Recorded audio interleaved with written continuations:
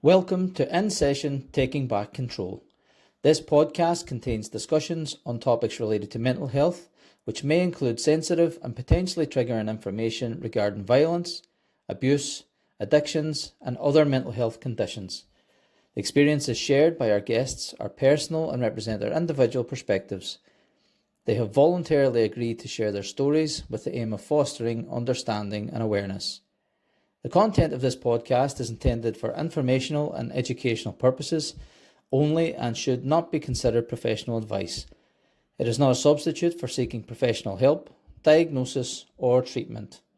Always consult a qualified mental health professional for any concerns or questions related to your health and well-being. Listener discretion is advised. If you find any content distressing, we encourage you to pause the episode and seek support from a trusted individual or a mental health professional. Thank you for listening to In Session Taking Back Control, and we hope that the conversations that we share contribute to a deeper understanding of mental health.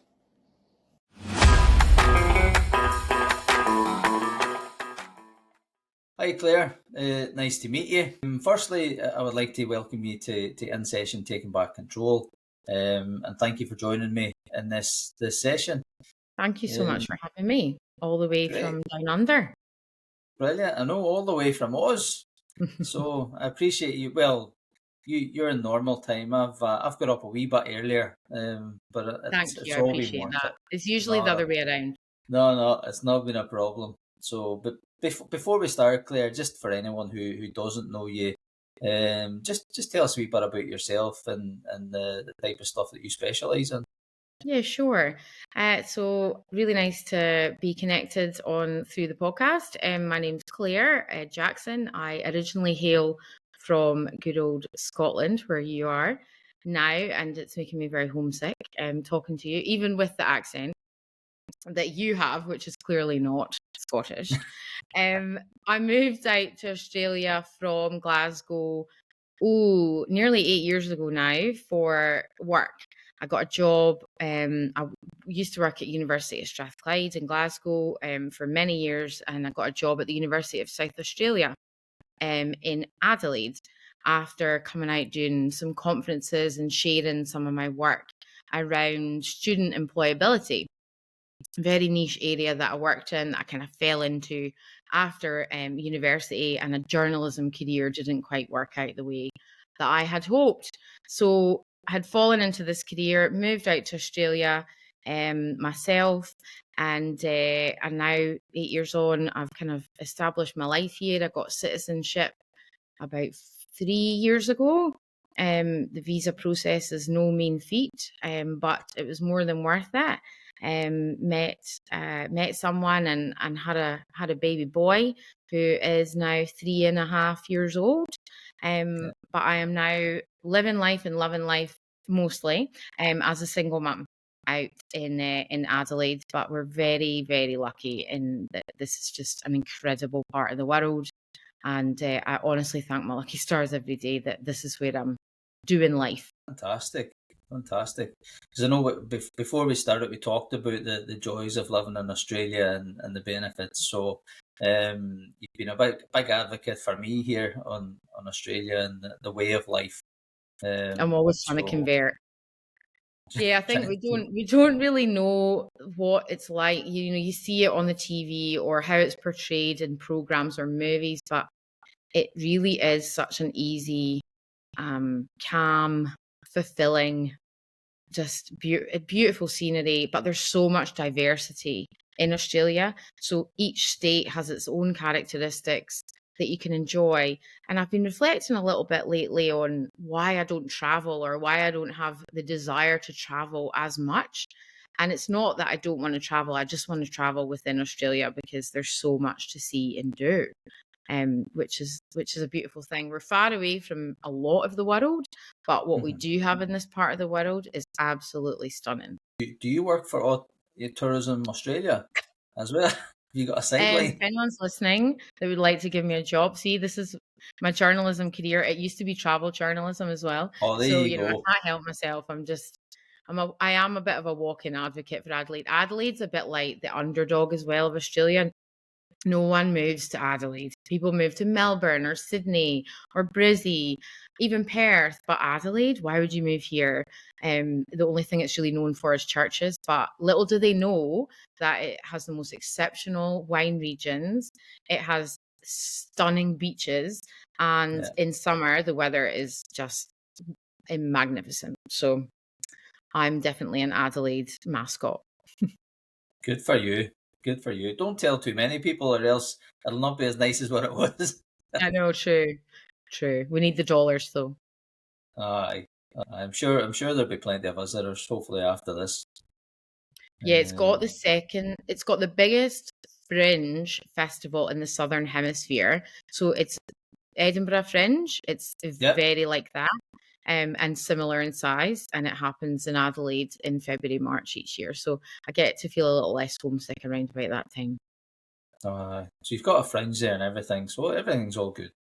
Yeah, very Good. lucky. Good. You sound lucky. It sounds beautiful. And a nice place to be. So thanks for telling me a wee bit about you and kind of who you are and what you do. But just taking it back a wee bit further, because what we tend to do in this podcast is we tend to go back to the past a wee bit and find out about wee Claire and who was the younger version of you. What were you like, and did anything in your childhood specifically inform who you are, what you do today? Oh gosh, wee Claire. Well, she was a chatterbox, so that's probably why I end up on quite a few podcasts and now. But yeah, very, very happy. First child, firstborn. So typical traits and characteristics of a firstborn. Um, Creative, like to talk to anyone, would stand at my bottom of my path and just yap away for hours on end while my parents got a lion. And that was until my little brother came along and screwed everything up for me.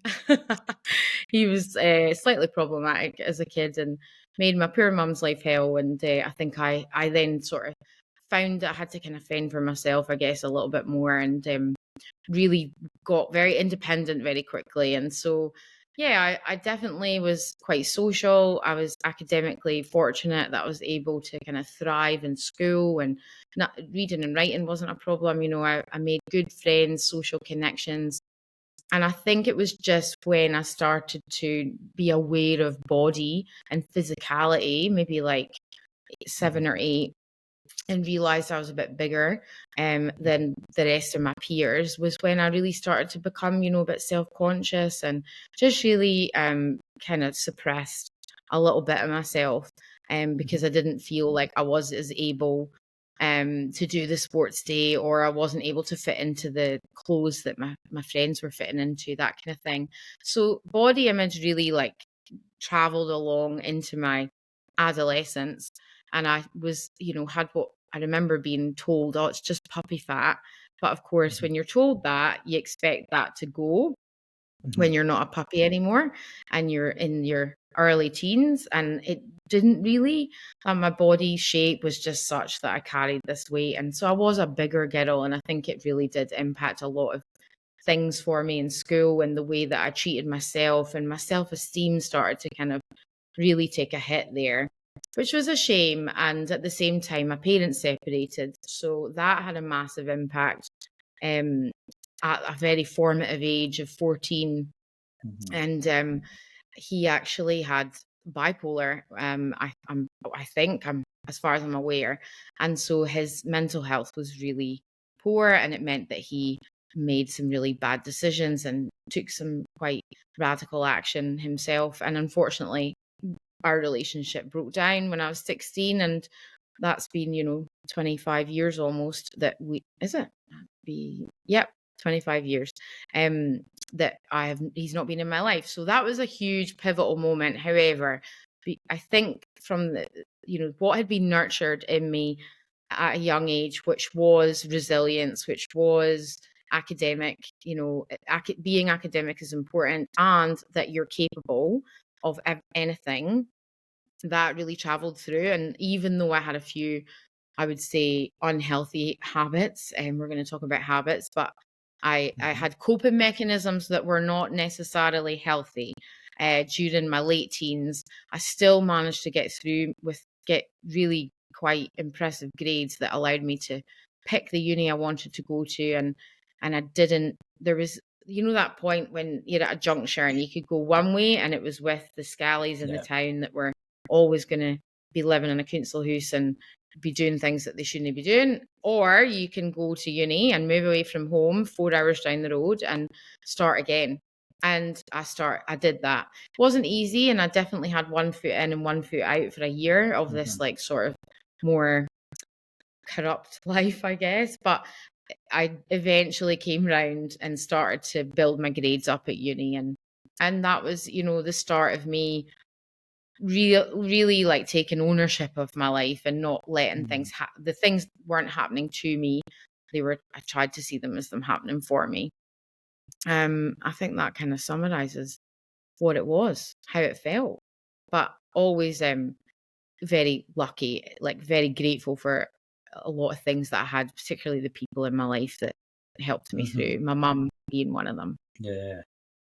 And I appreciate you sharing that, because there's stuff there that you shared that won't be news to a lot of people, and specifically young females, and more so young males now as well, when we talk about body image, confidence, self-esteem, but also how you deal with that and how you manage that, and how life can create a juncture for you as well when you're talking about, your parents separating at a really pivotal age of 14, going, you're in high school period and all these kinds of things. And you mentioned negative coping mechanisms as well. What were some of those negative coping mechanisms that you used to get through life at the time?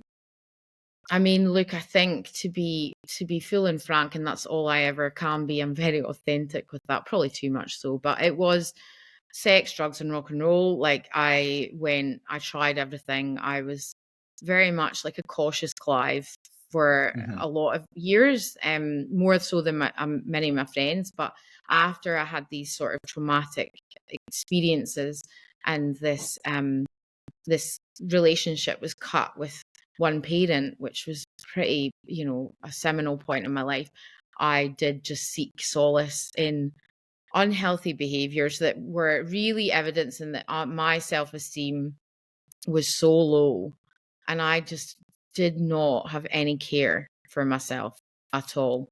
I just really didn't. I put myself in a lot of danger repeatedly. I'm very lucky. There were some pretty dangerous situations that didn't have great outcomes, but it could have been a lot worse. But yeah, going and experimenting with drugs, drinking every weekend, but to excess, binge drinking, which is kind of socially acceptable, but it's not really when you're like having your stomach pumped in the hospital. It's like it was just, and then just not really knowing who I was with, where I was, not being safe. It was just a real black, dark time, and I definitely could have easily gone down that path and thrown away all of the potential and all of the possibility that we can experience. But I was lucky again that I had people around me that were helping me to see that there was another way, and I didn't have to suffer or put myself through more suffering. And turned it around. But it's always come up. My psychologist talks about that devil little Claire on my shoulder, and I have to manage her very carefully. Very carefully. Still to this day. Yeah. And there's a part to that we all have, and I think it's brave of you to talk about, but it's something that I think a lot of people resonate with as well, that, we have that angel and devil. I always imagine that, we teach that from a Freudian perspective of your id ego and superego. But really, I imagine it more simply like Tom and Jerry with the angel and the devil on the shoulder, if you remember that.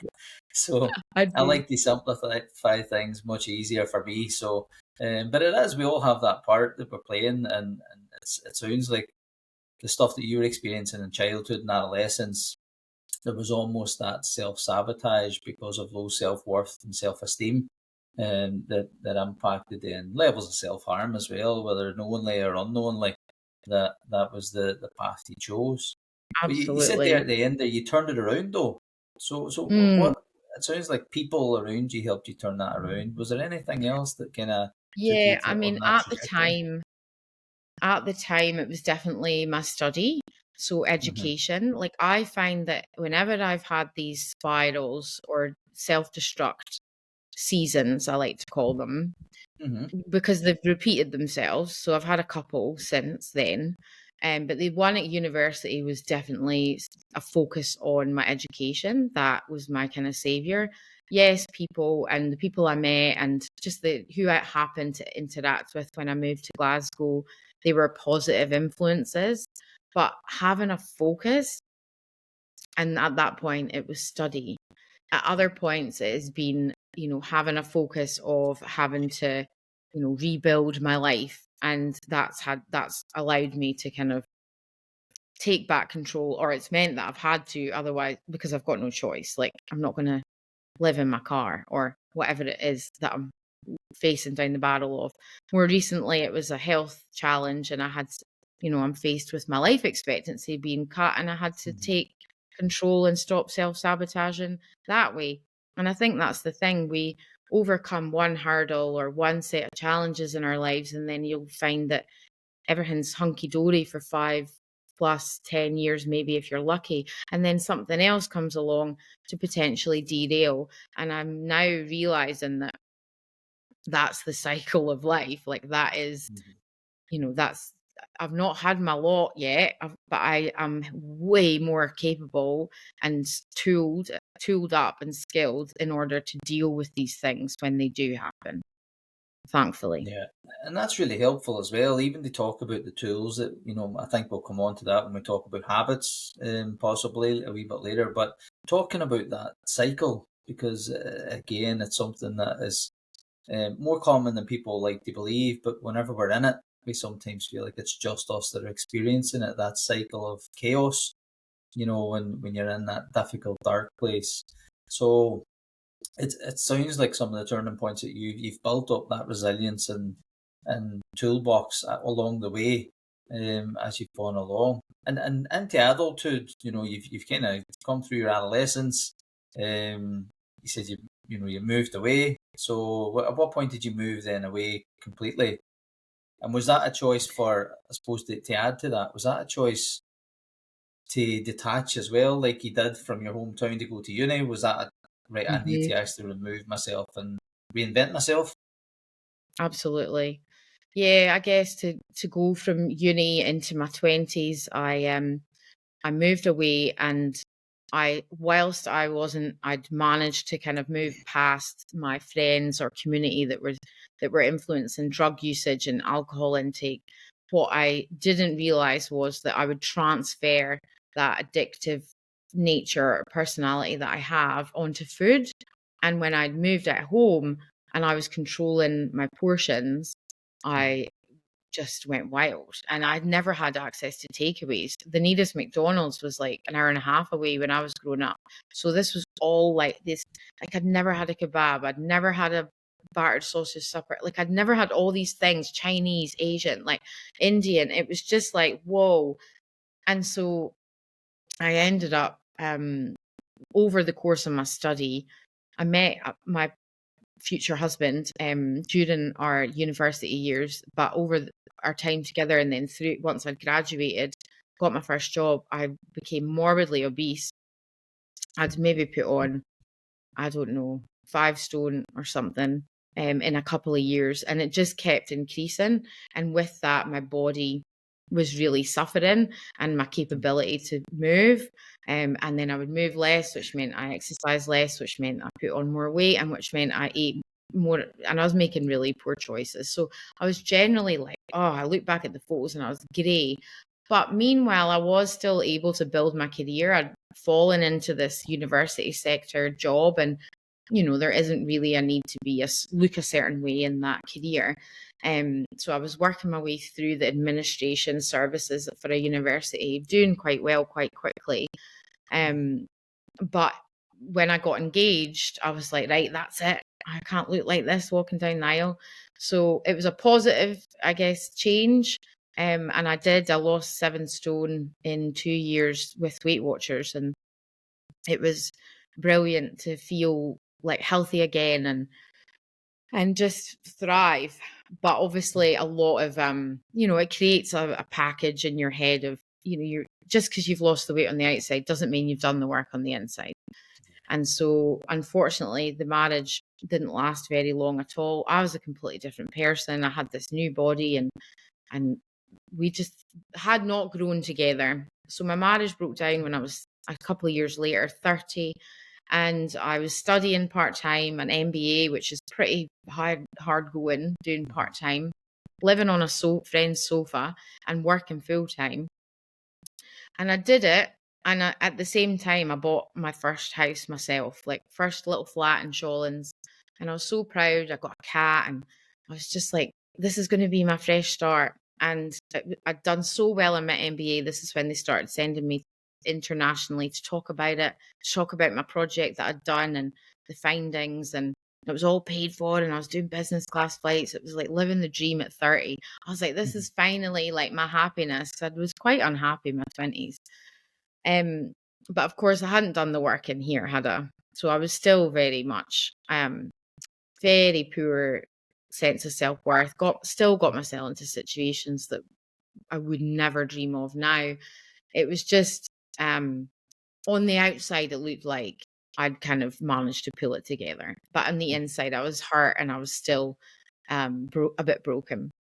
But when I came back from one of the last trips in 2016, I think it was, I had met someone who basically said, you should apply for this job. And it was in Adelaide. And I'd met someone else by this point, a rebound relationship, because God forbid I'd ever give myself enough love to, be on my own. And he managed to get a visa. We moved out quite quickly, and that was when, again, the second unraveling, or third, I think by that point, happened, in that relationship wasn't right. But the job was. So that was great. The job was right. It was hard. I had a very difficult line manager who challenged me in a lot of ways, and I had to work through a lot of issues with that and the communication style. But I did that, and again, so I'm find myself by myself again in Australia, and having to kind of not burn it all down to the ground, but again start again. And so this was another season of rediscovering, and that's when I really started to get into self-development and kind of really look at mindset and mental health properly, rather than just go to the doctor and get prescribed an antidepressant, because that's what I'd previously done through all these. And actually what I had started to see is every time I'd been on prescribed, doesn't matter what medication it was, I would feel more hungry. And so my body just, I could see it, and I was tracking it, and I'm like, oh, I'm going to get big again. So I started to, really look at what else is there? What else can I do?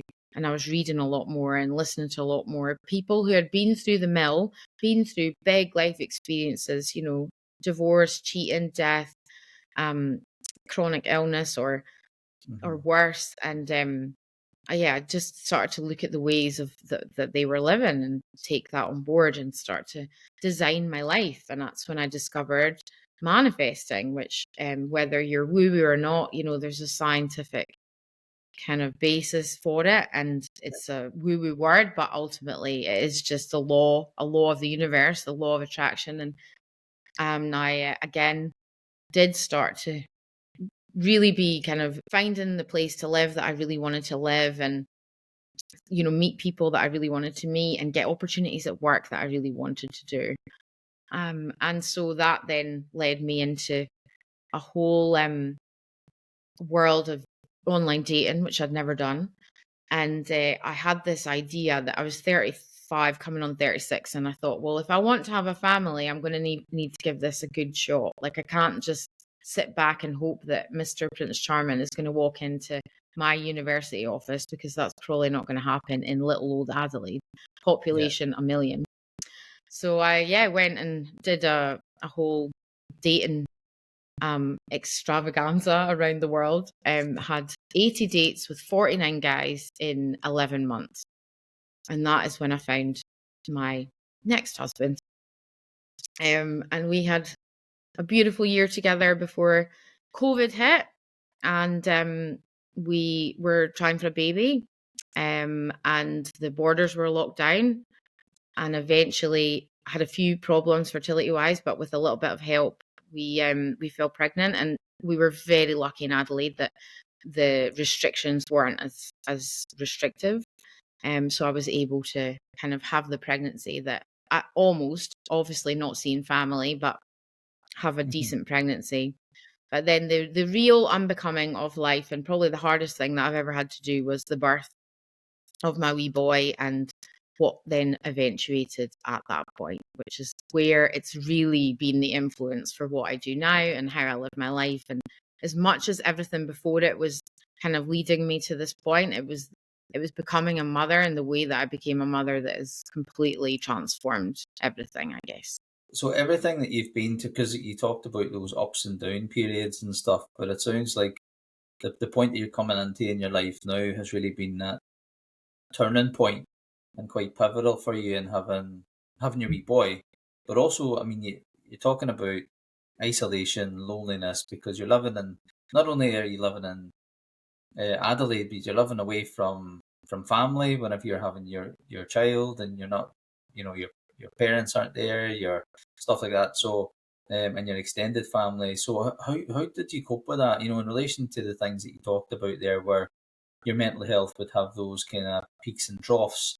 And I know during COVID that there was a lot of down periods for many people due to isolation. How did that impact you? And obviously becoming a new mum at the time as well. Yeah, and I think because we were all in it together at the start, the whole world was suffering, the whole world was experiencing this isolation and this separation from their loved ones. And I do have a tendency to look at who's worse than me, as a support mechanism, I guess, protection, but also just gratitude, and being able to emphasize, well, I've still got my partner here, I've still got my baby in my belly, and I was really able to, I guess, use positive thinking, positive psychology during the pregnancy, because things were generally going okay. And I was hopeful, that the borders would open.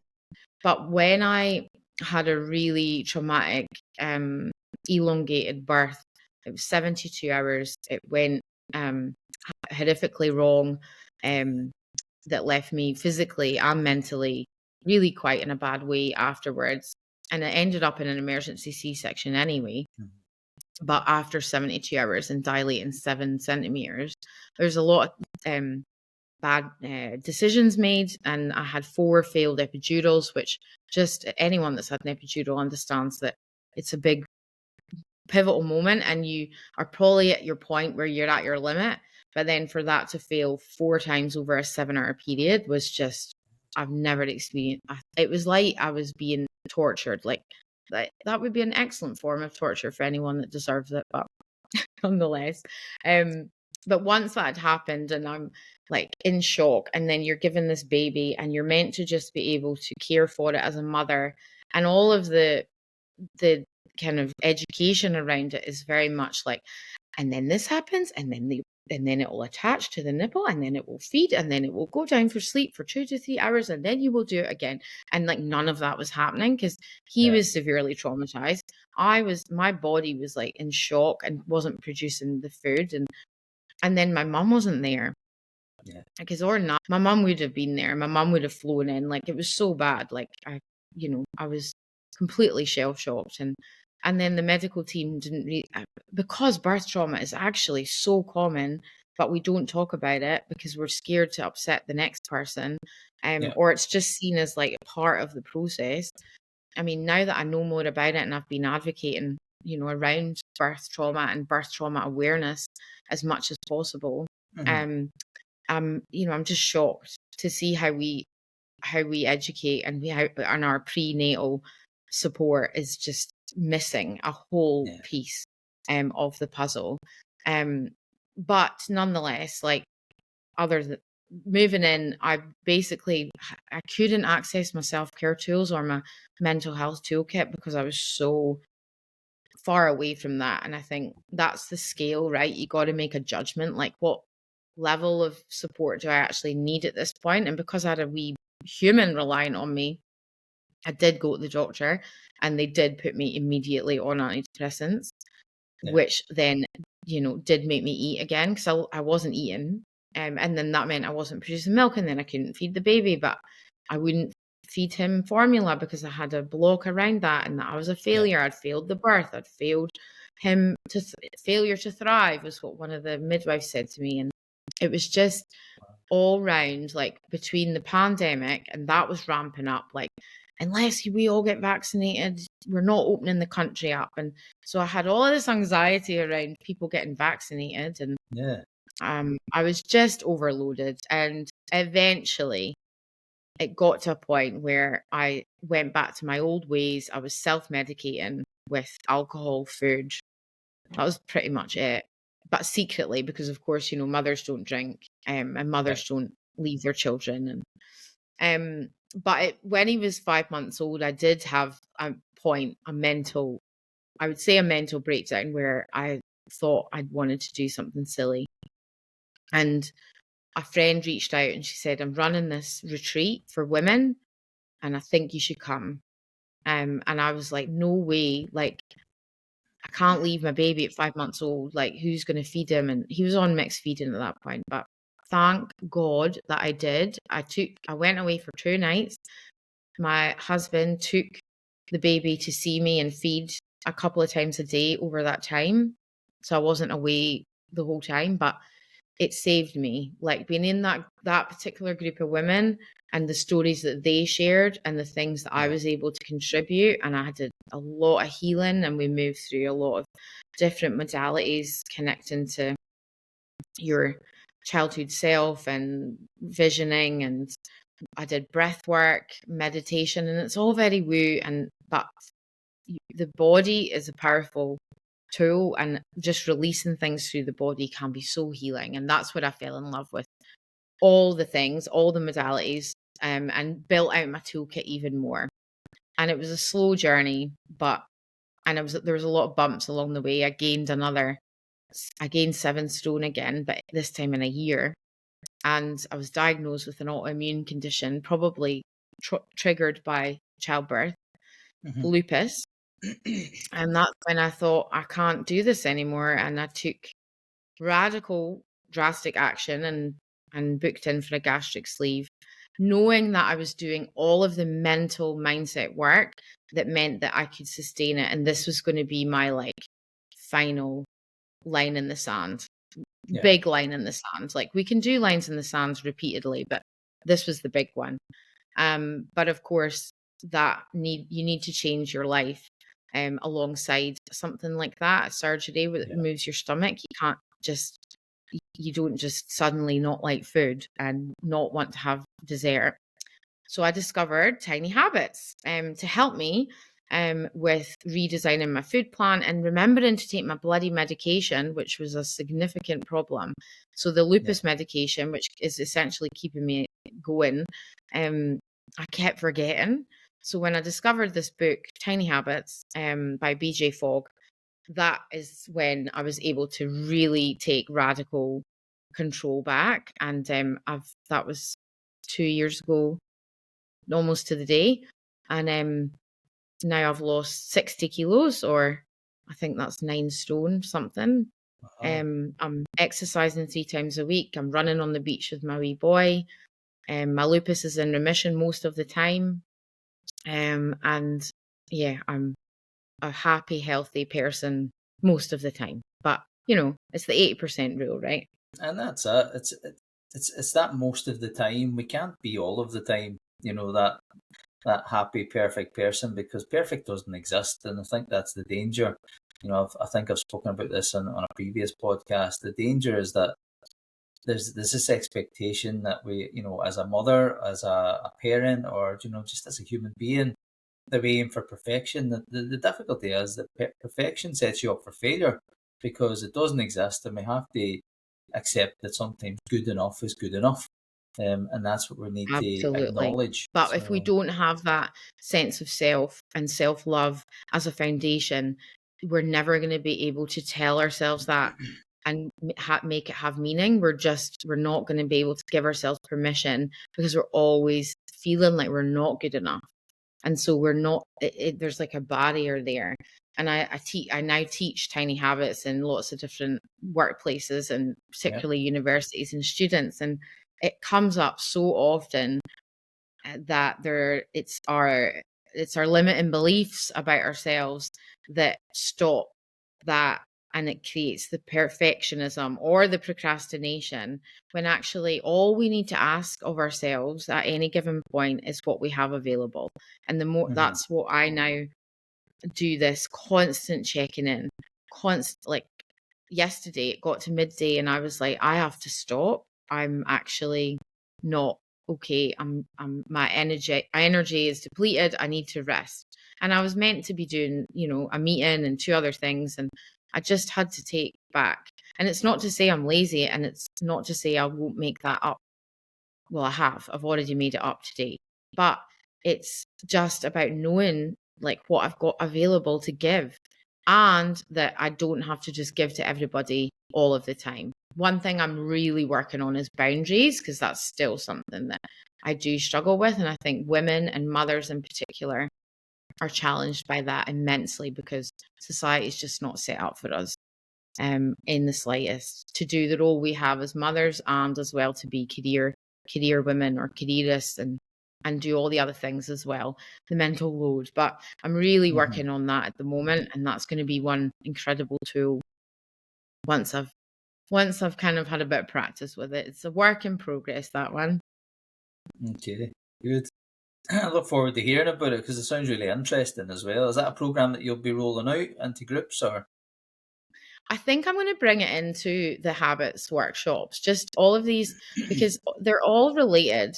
So essentially, understanding tiny habits is being able to put anything you want to do into practice consistently. So it's like you might get told, oh, you should really meditate. And it's like, great, I know that's good for my mental health and well-being. But the way that you do that is to make it a habit. So what I teach you is, no matter if it's meditation, if it's eating a certain diet, if it's doing your physio exercises, or if it's having better boundaries at work or at home or with your mother-in-law, then I can help you design that to be a habit and then implement that. And this is where I think we fall down. And this is where I was falling down, was that I knew what I needed to do. I just didn't know how to put it into practice consistently. I would do it for a few days or even a few weeks, but then it would fall away. So my program that I'm hopeful, I'd love this to be in workplaces around the world, is teaching people how to do the things that they want and teaching them how to feel successful doing it. And it's just, yeah, it's been life changing for me, and I've seen life changing results for others now. And it's just a gift. Like, I think BJ Fogg has come up with something so simple that it seems too easy, but that's the beauty of it. So if I can recommend to have a look at his TEDx talk as a starter, that gives you the nuts and bolts of what the tiny habit method is. And then he has a book as well that's got a lot of detail in it. I went through his certification eventually because I was so impressed with it, and that's what has allowed me to kind of roll it out as a program. But I'm bringing in like my own different tools within it, like gratitude, like positive psychology, and I'm building out different, as I find new fields of interest, I'm looking at how I can kind of certify that or qualify myself in that area without, stepping over a line. So yeah, I'm thinking boundaries is one that it does hold a lot of us back, actually, especially women. And I'd love to provide more support in that space. And that's really interesting because when you're talking about boundaries, and I mean some of the things that you've talked about there, and that will be implemented in your workshop, but is there some common challenges that people you work with face that you find that when they're trying to implement tiny habits, and how can they overcome them? What are some of the things that you think because you talked about people, they do it for a few days and then, immediately dieting comes to my mind, when people are doing or exercise, they're on a diet for a week and then they don't lose like half a stone. So that's it. I'm off. It's not worked, or else they've maybe gained. And how are these things encouraged, and how can they implement them through tiny habits? Yeah, sure. It's a really good question. So I guess there are three kind of key things that we can look at there that are the one-time actions that we need to take before we start any new habit. So if we look at the diet one, it might be that you need to remove all sorts, like any tempting food, like out of the house. And that's just, you go around with a bag and you just donate it or whatever you need to do with the food. Yeah. Another one might be that you want to track what you're consuming, your calories. I mean, different things will work for different people, but we Mm-hmm. know that tracking and data, like having an awareness of your data and seeing progress, is a huge motivator. It'll give you that dopamine hit. Yes, it can be confronting for some people when they see a backward step, but that is always progress. Like, even if you're taking a step back, you're still moving forward. You're still further on than you were 3 days ago. So I've had that massive reframe. Like, used to not be able to stand on the scales, and there's a lot of different polarizing opinions about that. But for me, having an oversight of where I'm at is just data. It doesn't mean anything. It's just me keeping an eye on what the progress is. So there's these one-time actions that you can do to support your level of success with implement a habit. The second thing is communication. So if we can only create a boundary around something if we communicate it to the people who can step over that boundary or influence that boundary. So it could be that you need to tell your partner, like, don't offer me that piece of chocolate when you're Yeah. having it on the sofa, or I'm only going to be having like fruit and an egg for breakfast. So just don't make me extra pancakes. Or, saying to the kids, like, mummy's not going to get your leftovers. So teaching them to go and put their plates in the bin themselves. Like, these Yeah. kinds of things, communicate. And that can be a one-time action as well.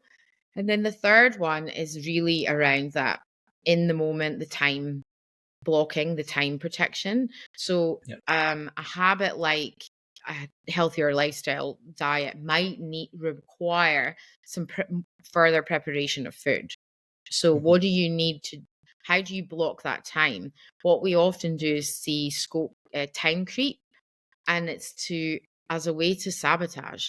So it'll be like, oh, Yeah. I'll just stay at the work for an extra 20 minutes, and then I won't have time to make that fresh, like, papaya salad. So actually, I might just have to go to McDonald's on the way home after all. Like, that's what we do, but it's our subconscious working against us because we actually don't like change. You know this way better than I do in the science of Yeah. the part of the brain, the amygdala, that's going, don't do this. Don't make me do this. I want to stay safe and in my normal patterns of eating junk food for dinner. Yeah. So we're constantly fighting against that. And we need to put in measures. So you have to leave work on time in order to get home and be able to do the thing. If it's going to the gym, it's like, how do we make that as easy as possible? Can we put on our gym kit at work before we leave so that you're already halfway there? We know there's science to say that putting your trainers on makes you move. Like, it's Yeah. just, whereas if you're kicking about the house like I've been doing today in your slippers, I have not been outside. And I know that if I'd put my trainers on, I would have. So there are these boundaries that we can put in ourselves, particularly with our time and how we manage it to support whether the success of our habits or not. But there's a lot in it, and the way that we design the habit, ultimately, we need to keep it as small as possible.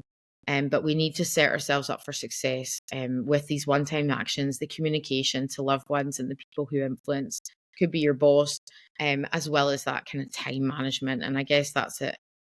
Those are some kind of really important things when it comes to habit design. Yeah. That's really interesting, and it's really helpful as well when you're talking about the communication, because it really is key in everything.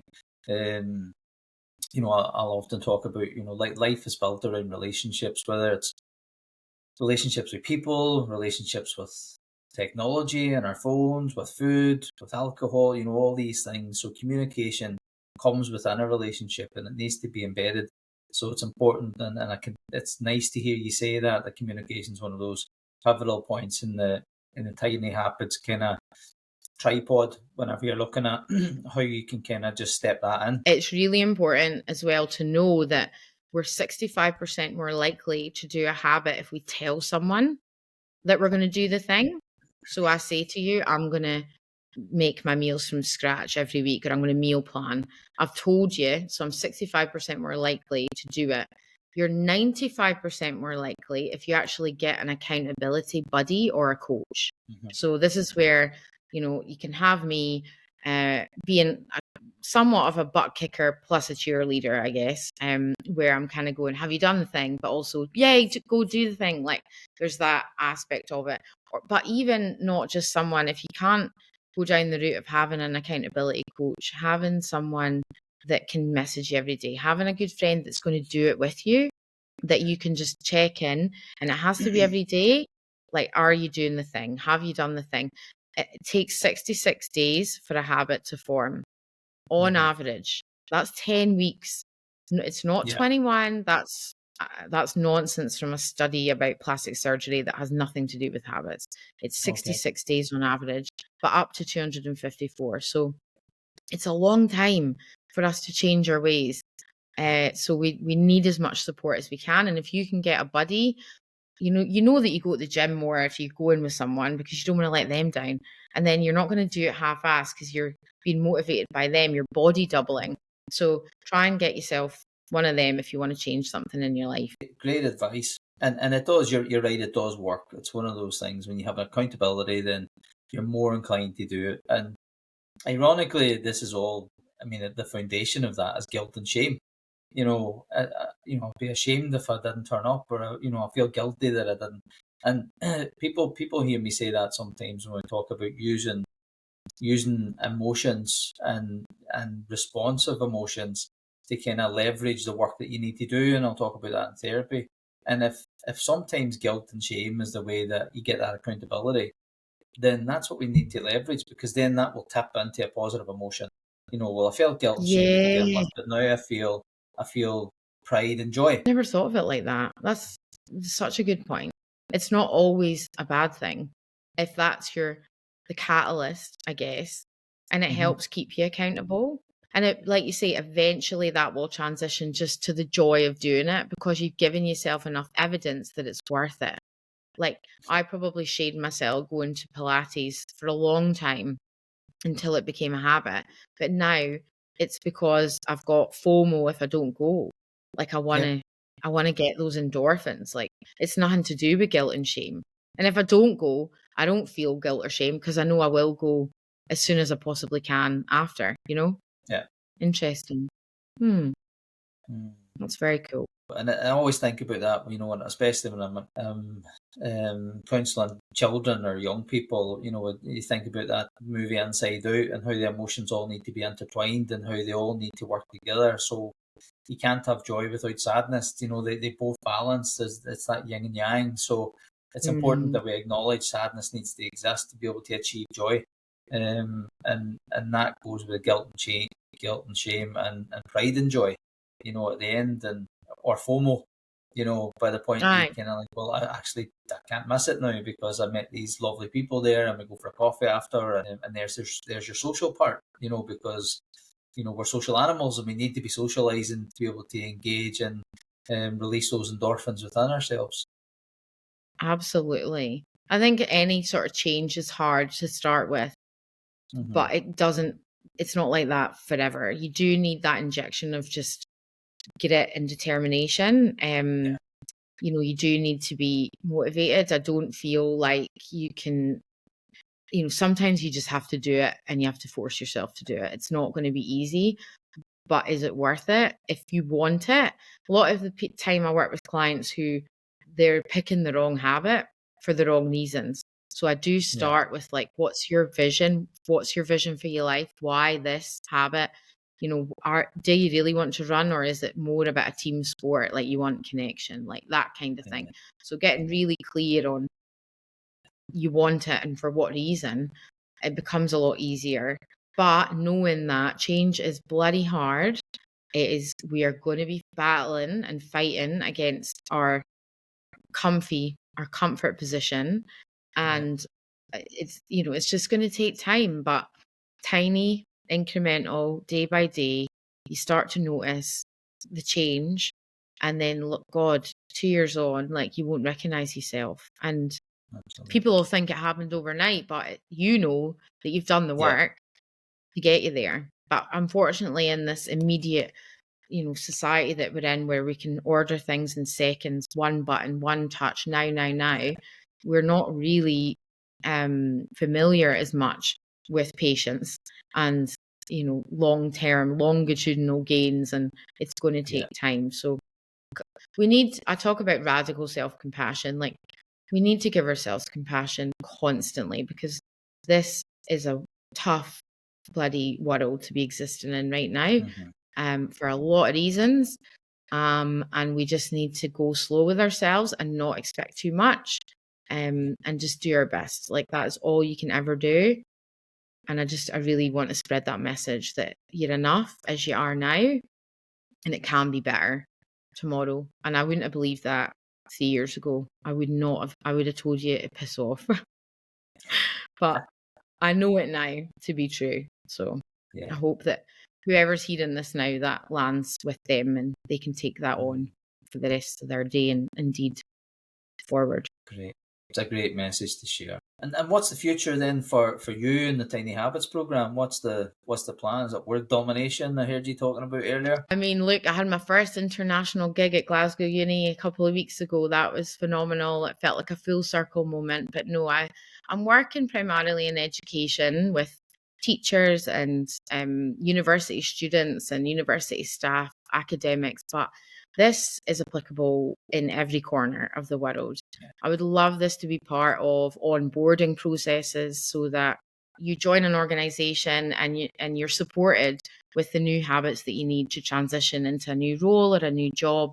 I see this as being part of corporate wellbeing programs around the world. I would love to develop an e-learning program myself, so that it's accessible. People can access it independently of their workplace. But I fundamentally believe that this is a job for workplaces, that they should be investing in their people, and that should be free and available through that. So I'm going to corporates and public sector and not-for-profit and saying, guys, this is life-changing. It's a tool that's practical, that can really support your workforce to feel better daily and be more successful and live a more fulfilled life. Why wouldn't you want to take it on? But I'm only one person, so it needs to be scalable. So that's my next 12 months, is how do I grow what we do and the content, but also scale it so that it can be accessible by as many people as possible.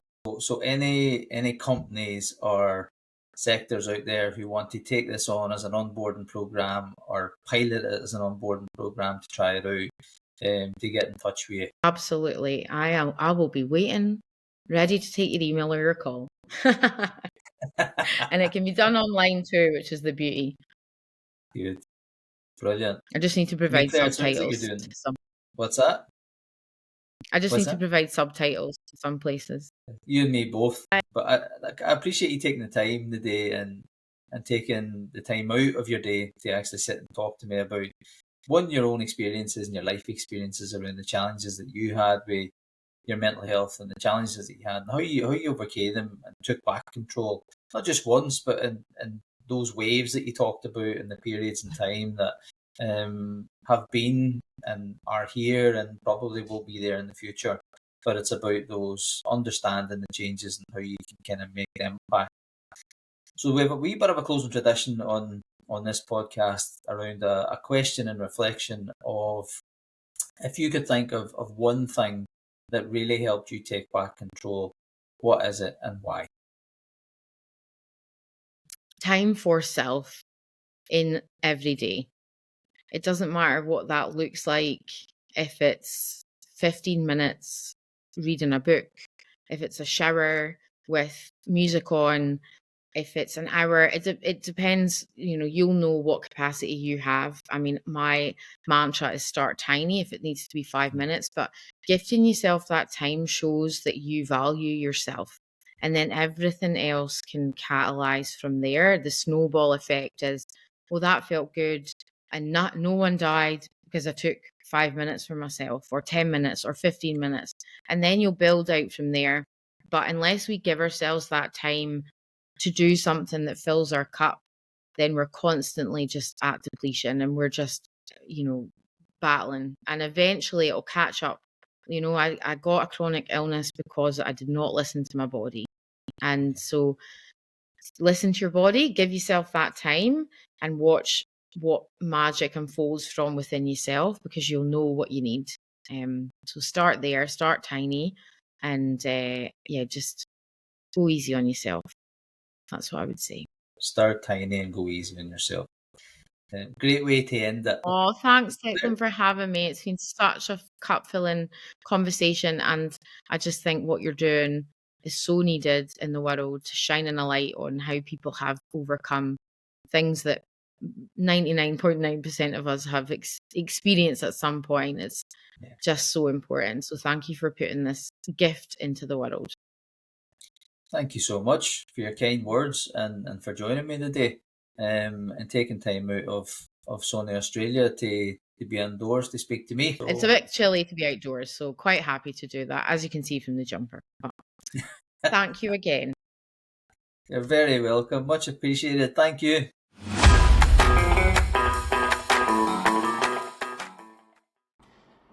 Thank you for joining us on this episode of In Session Taking Back Control. If you enjoyed this episode, please subscribe, leave a review, and share it with anyone who might benefit from our discussions. For more resources and support, please visit us at Better You, and don't forget to tune in for another inspiring conversation. Until next time, take care and take back control.